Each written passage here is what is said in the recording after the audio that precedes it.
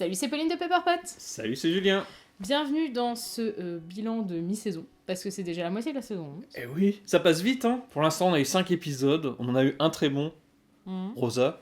On en a eu un bon, qui est le premier, Earth. Ouais. Et 3, je vais pas dire moyen, parce que les gens vont dire moyen. Ouais, j'irais plus un excellent, un très bien, et 3 bien. Ouais, voilà, exactement. 3 corrects. Je trouve que c'est la meilleure introduction de Docteur.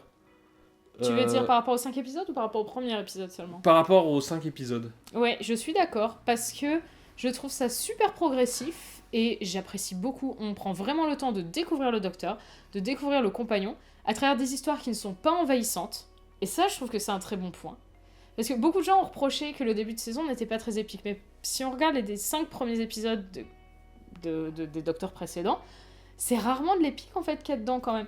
Il y en a généralement 1 ou 2 sur les 5 qui sont épiques, et le reste, c'est des épisodes tout à fait normaux, avec pas beaucoup d'enjeux, qui sont juste là pour présenter le Docteur et ses compagnons. C'est vrai qu'il y a 3 épisodes de bof, mais au final, il y a toujours des épisodes bof dans les 5 premiers. Ouais, je suis pas trop d'accord avec bof, je reste quand même sur le correct, parce que c'est pas des mauvais épisodes. C'est ma façon de voir les choses, c'est bof. On va vite les oublier d'un autre côté. Voilà, c'est des épisodes oubliables. Mais en même temps, on a essayé de faire le truc de se remémorer les 5 premiers épisodes de chaque Docteur. On a réussi pour Eccleston, ça pas de problème. Matt Smith, il nous en manquait qu'un. Mais alors, Tennant et Capaldi, on a trouvé 2 pour Tennant et 1 pour Capaldi. C'est décevant venant de toi, Pauline de Pepperpot. Oui, c'est super décevant. Moi, je pensais que c'était une pro, et au final, on remarque qu'elle sait même pas citer des épisodes de Doctor Who dans l'ordre. Ah, c'est dingue. Moi, je trouve ça dommage. Alors que moi, je connaisse rien. Mais... Ça, c'est normal. C'est normal, moi, je suis nul. Comme ce sont des épisodes dont l'intérêt est d'introduire le Docteur, c'est rarement des épisodes avec un gros enjeu. Et je trouve que là, c'est très bien fait, parce que même s'il n'y a pas de gros méchants, ça se finit toujours relativement bien, il n'y a pas beaucoup de tension. Mais en fait, du coup, ça laisse du temps pour développer le Docteur, développer les compagnons. Et je trouve que du coup, c'est très appréciable, parce que en 5 épisodes seulement, on a vraiment l'impression, alors qu'ils sont 4, c'est quand même pas mal, de tous bien quand même les connaître maintenant, je trouve. Et donc nous, par exemple, on n'est pas des vieux fans, on a vu l'arrivée de Peter Capaldi, et donc là de Jodie Whittaker. Il faut dire que Peter Capaldi, c'était mal parti au début. Le premier épisode est vraiment pas bien, et en fait, j'ai vraiment eu, tout de suite, je me suis dit oui, c'est le Docteur, mais bizarrement, il m'a fallu plusieurs épisodes pour vraiment l'apprécier, alors que je l'aimais déjà bien. C'est assez... c'est comme d'habitude avec moi. Ouais, moi c'était... J'aimais sa façon d'interpréter le Docteur, mais j'avais un gros problème. Sur la saison 8, j'ai eu beaucoup de mal. Je trouvais qu'il ne prenait pas sa place. Moi, je sais d'où ça vient. Hein. Ça vient des cheveux. Parce que non mais oui, on a une théorie sur les cheveux de Capaldi. Plus ses cheveux sont longs, meilleur il est. Alors exactement. Ça, Jodie Whittaker, par contre, ça a été vraiment immédiat en fait.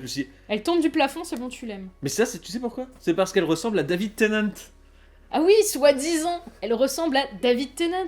Elle joue exactement comme David Tennant. Les gens disent, pas mal, que c'est une... En gros, en résumant, que Jodie Whittaker, c'est une David Tennant Leader Price. Bah, moi, j'aime bien Leader Price. Après, ils ont des bons produits. J'aimerais bien faire un retour de course de ce Leader Price, par exemple. Enfin. Bah oui, mais ça intéresserait plus les gens qu'on parlait de Doctor Who. Est-ce que vous voulez qu'on fasse des retours de course pour vous expliquer qu'on a acheté du reblochon et des pommes de terre ? Dites-le nous dans les commentaires.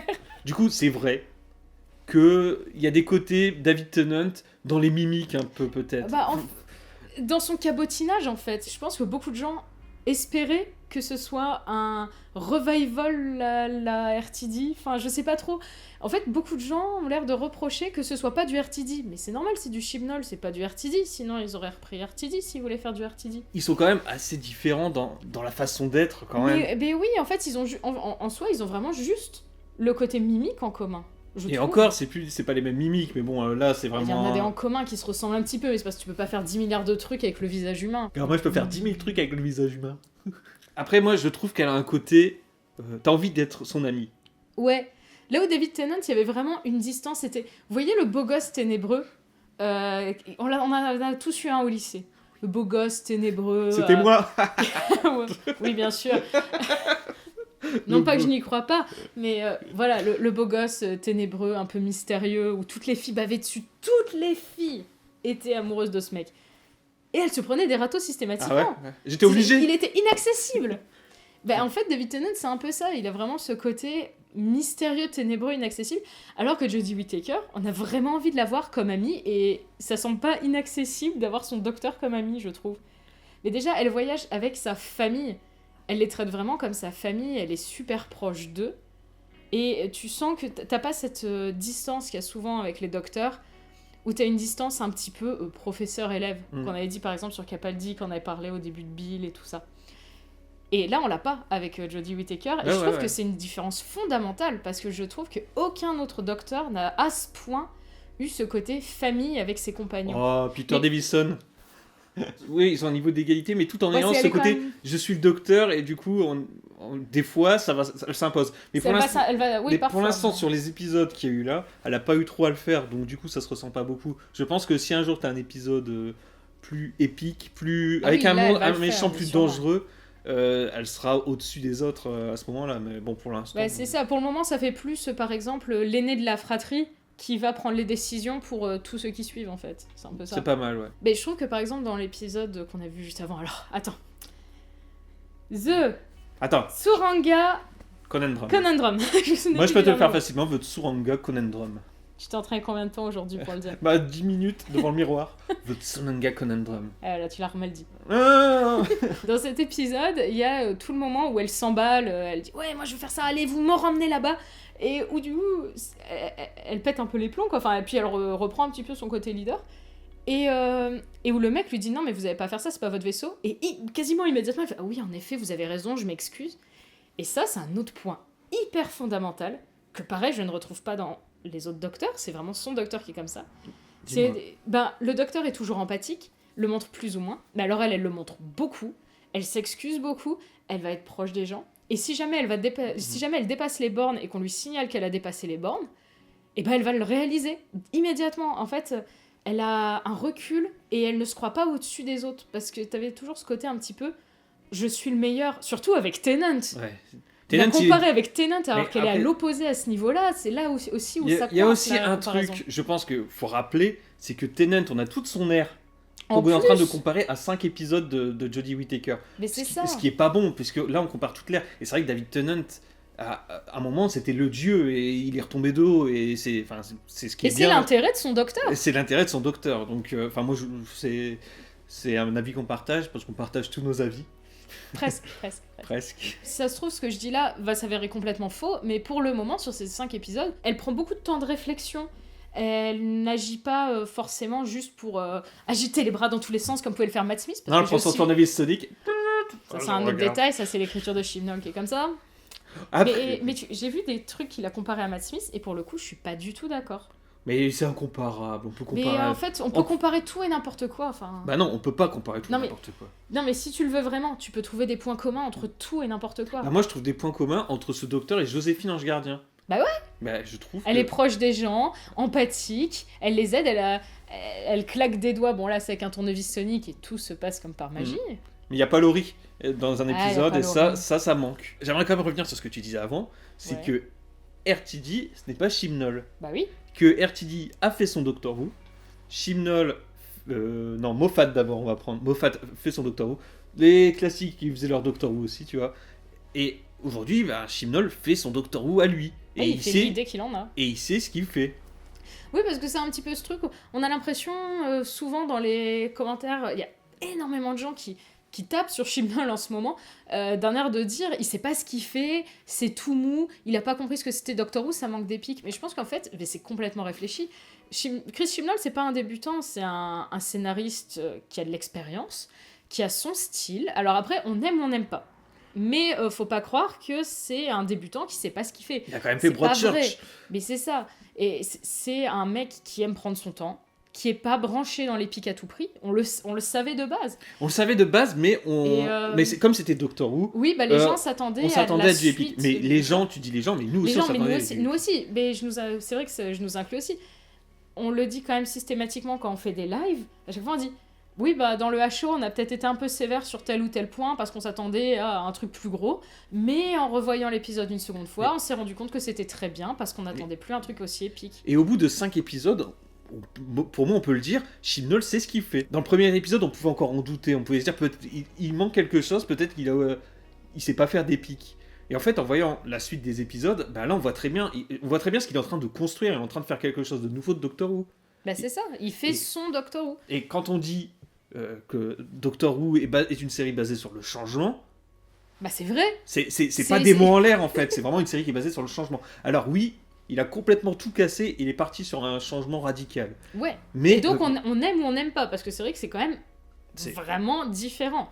Mais c'est pas dû au fait que Chibnall sait pas écrire des scénarios, c'est qu'il écrit pas des scénarios comme vous l'attendez. D'un autre côté, tu regardes Doctor Who, tu regardes un épisode du premier Docteur, un épisode du troisième Docteur, un épisode du cinquième, du huitième, neuvième, 11e, 12e et maintenant 13e Docteur, t'en as aucun qui est pareil. Ils ont chacun leur ère en fait. Tu regardes un épisode du premier, un épisode du 5e Docteur, ça a absolument rien à voir, c'est plus la même série. Et ben là c'est pareil, c'est plus la même série, et pourtant ça reste Doctor Who. C'est pour ça que la série dure. S'ils ont fait une nouvelle saison avec Tennant, enfin un Tennant-like, ouais. Et ben je pense que la série dure beaucoup moins longtemps. Bah on en revient un peu, par exemple, un autre truc récurrent depuis le début de la saison, c'est les audiences. Où Doctor Who a fait des audiences de dingue, vraiment. Il y a eu un article du Sun qui est sorti le jour où on fait cette vidéo, dans lequel ils disent Doctor Who, ça se vautre, ils font plus que... ils ont perdu un tiers des téléspectateurs entre le premier épisode et le 5e de la saison 11. Et en fait, c'est vraiment le truc pour faire cliquer les fans pas contents. Il faut quand même bien se dire que le 5e épisode, qui a fait 6 millions 3, 4, quelque chose comme ça, c'est énorme pour Doctor Who. Ça faisait des années qu'on n'avait pas eu des audiences pareilles, tout spécialement en milieu de saison. C'est pas parce que le premier épisode en consolidé, il a atteint dans les 11 millions, que forcément, en dessous, si c'est en consolidé à 8 millions 5 ou 8 millions, c'est de la merde. C'est des audiences de dingue, c'est ça qu'il faut réaliser. Tu peux regarder toutes les audiences de tous les docteurs, le premier épisode fait toujours plus que ceux d'après. Hein, donc, c'est le truc logique. Tout le monde dit oui, alors c'est parce qu'il y avait l'effet de découverte. Mais bien entendu. Mais pour tous les docteurs. J'aimerais dire quelque chose sur les audiences. Les audiences font pas que ça soit bon ou pas bon. Oui, mais également, les audiences, ça veut peut-être pas dire qu'un épisode est bon ou pas. Par contre, ça veut dire que même s'il y a des fans qui râlent, s'il y a encore... Parce que là, on a passé 3 épisodes qui, en diffusion immédiate, étaient à plus de 6 millions. Ça veut quand même dire qu'il y a 6 millions de personnes qui regardent toutes les semaines. Et donc, qui sont fidélisés. Oui, voilà. Mais donc, c'est pas la série que vous attendez, mais c'est la série que le public veut. Au moins, même si les fans n'aiment pas, le grand public a l'air d'apprécier, en fait. Et je pense que ça doit être le plus important pour la BBC. Hein, totalement, ouais. Mais enfin, bref, en tout cas, pour le moment, on est qu'à 5 épisodes. Donc, partir du principe que Chibnall fait de la merde, laissez-lui au moins la saison complète. Laissez-l'air, mais même... Laissez-l'air entière. Faut voir au global, en fait, ce qu'ils ont fait. Enfin, c'est comme toutes les ères, c'est au global. Aujourd'hui, on peut juger au global ce qu'a fait Capaldi.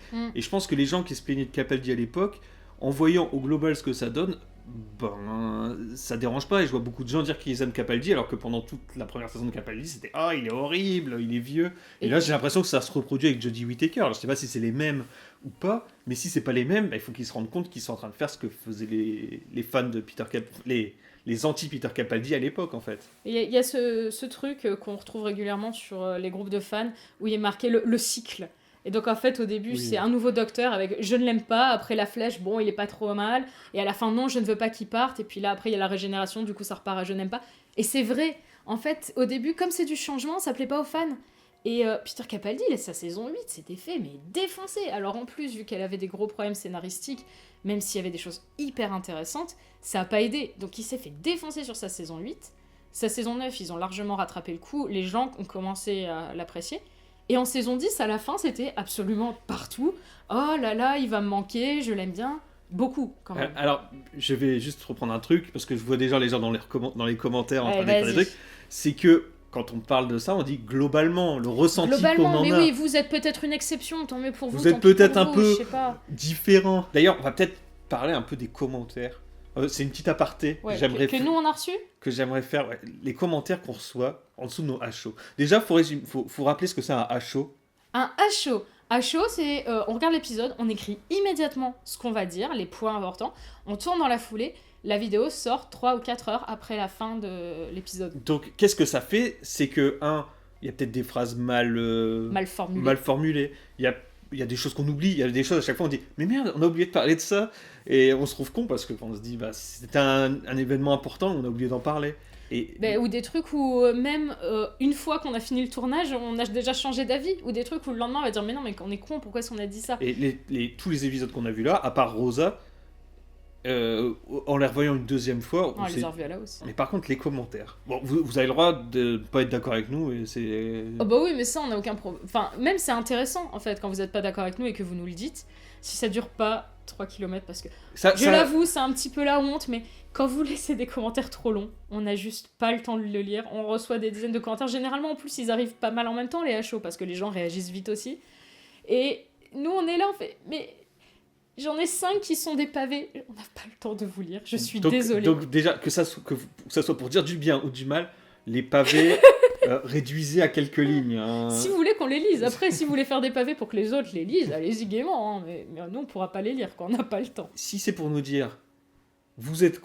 Je schématise. Vous êtes con. C'est plus ou moins ce qu'on nous a dit, oui. Vous êtes con. Arrêtez Doctor Who. Enfin, non. Vous n'avez pas compris l'essence de Doctor Who. Vous êtes des idiots parce que vous n'êtes pas d'accord avec moi. On a vraiment eu ce genre de choses. Ou alors, vraiment. Y a plein de gens qui disent, j'ai peur pour le futur de Doctor Who. Mais de où vous pouvez avoir peur pour le futur de Doctor Who alors que ça marche super bien et que c'est joli, oui d'accord, c'est plus la même chose qu'avant, mais c'est comme ça que ça va évoluer et c'est tout.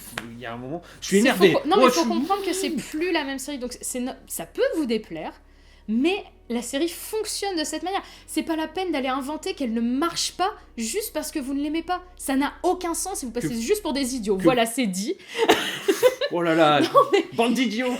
Non mais c'est vrai, au bout d'un moment, les audiences sont excellentes. Les notes sur lesquelles la BBC se base sont excellentes. Ils ont des excellents retours. Mais attention, c'est ça que vous ne comprenez pas. Vous avez le droit de ne pas aimer. Vous avez le droit de ne pas aimer. Ça ne change rien au fait que vous n'aimez pas. Mais la série marche. Vous avez le droit d'argumenter autour d'une fait que vous aimez pas. Mais n'allez pas dire ce qui est faux. On n'a aucun rapport avec la BBC. Ils nous payent pas. Hein. C'est juste on aime ce qu'on voit. Et nous, on le dit. Et nous d'ailleurs, pourquoi on fait des vidéos sur YouTube ? C'est pas pour le plaisir en fait. On regarde les épisodes de Doctor Who pour le plaisir, on fait des vidéos pour le plaisir. C'est pas pour se faire engueuler derrière. Alors, mais on se fait vraiment engueuler dans certains commentaires. Hein. Je suis désolé pour les gens qui nous regardent, les 98% de gens qui se font engueuler alors que c'est pas de leur faute. Faut que ça sorte à un moment. Non mais c'est ça, au bout d'un moment faut que ça sorte. On est quand même des gens dans les commentaires la fois dernière qui ont dit non mais de toute façon vous voyez bien, absolument tout le monde déteste cette nouvelle série. Personne dans les commentaires ne dit que l'épisode est bien. Si, il y a des gens qui le disent. Alors que oui, il y a des gens qui le disent, mais c'est ce qui a été dit. Et non, déjà il y a des gens qui le disent, et c'est surtout que les plus brillants, c'est ceux qui se plaignent systématiquement. Donc, si vous avez des choses gentilles à dire, allez-y. En plus, ça nous augmente notre référencement. Non mais même si l'épisode vous mettez un petit like, c'est déjà pas mal. Les gratteurs. Abonnez-vous.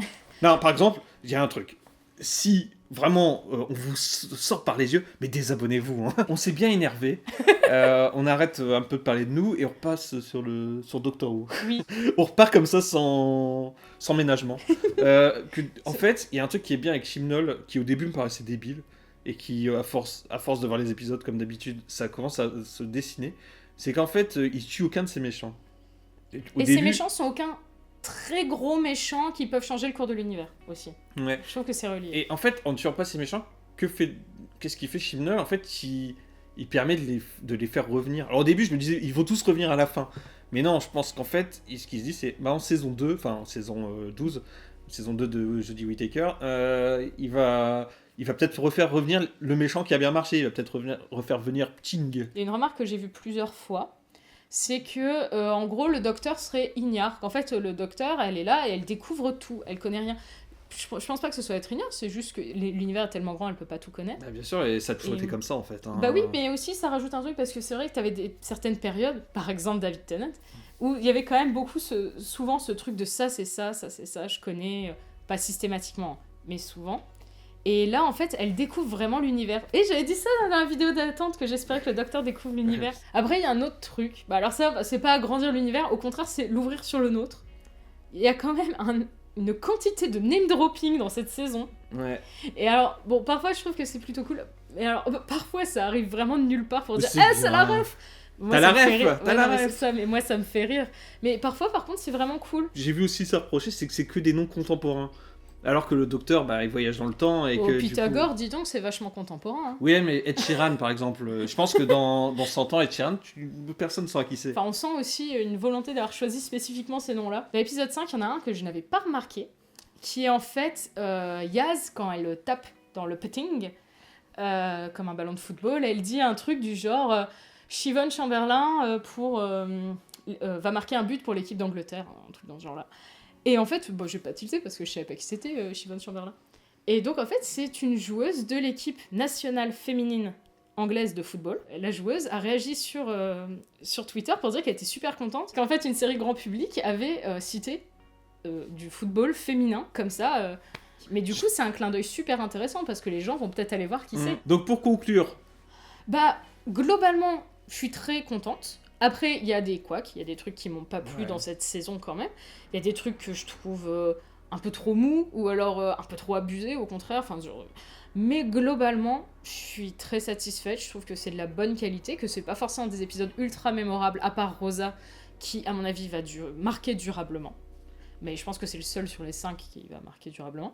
Mais donc voilà, c'est du bon cru pour le moment. C'est pas du cru exceptionnel, mais c'est original, c'est frais, ça fait du bien. C'est différent, et c'est une différence qui peut plaire ou pas, et personnellement, elle me plaît. Et donc voilà, j'ai hâte de voir la fin de la saison. Très bien, salut. Bah et toi? Ah, et moi, pareil.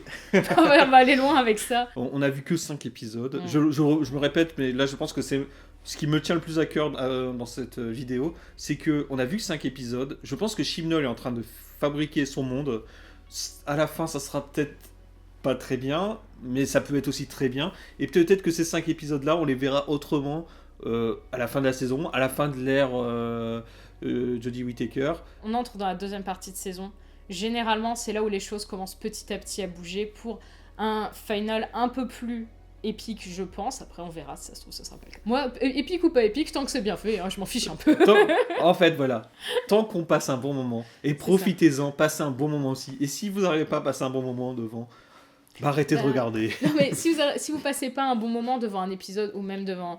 c'est pas grave, c'est que juste celle-là, elle est pas faite pour vous.